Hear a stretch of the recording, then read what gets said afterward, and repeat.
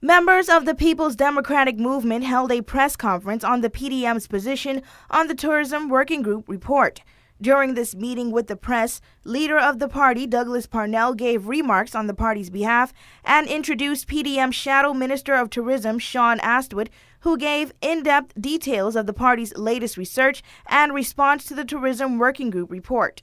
The Tourism Working Group, the TWG, has recommended that the Tourist Board be restructured and rebranded to resemble a true public-private sector partnership to be called the Tourism Authority.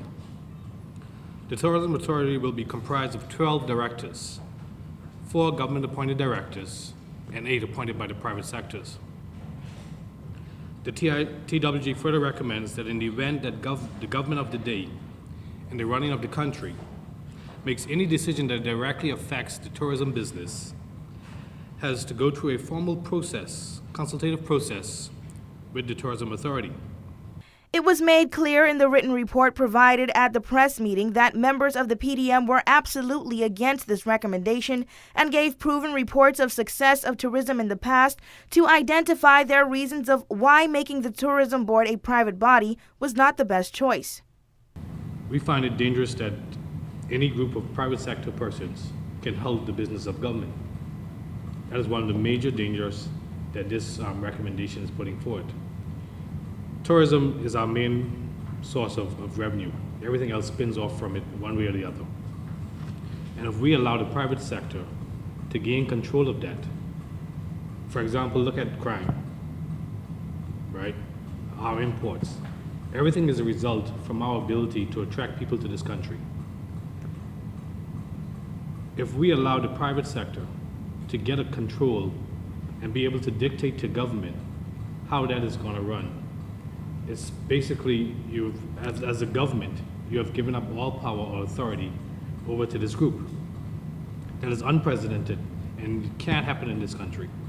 News 4 spoke with Astwood after the conference to find out the reason behind the parties speaking out on the matter at this time.